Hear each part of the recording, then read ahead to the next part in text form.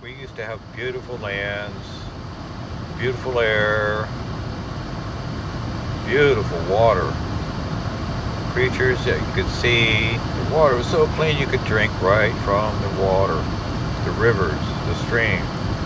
Not anymore. A lot of the rivers are drying up. They're going away. And in place, we have scorched lands. We have overabundance of asphalt.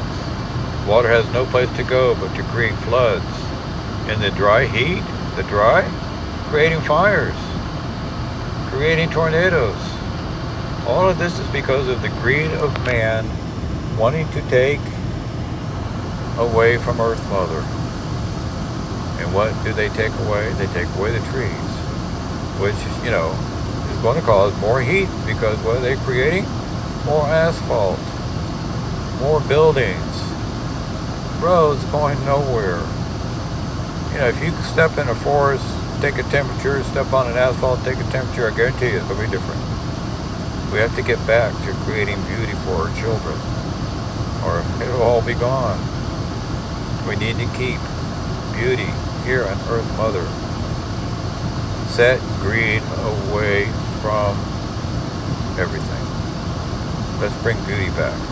Bring our Earth back.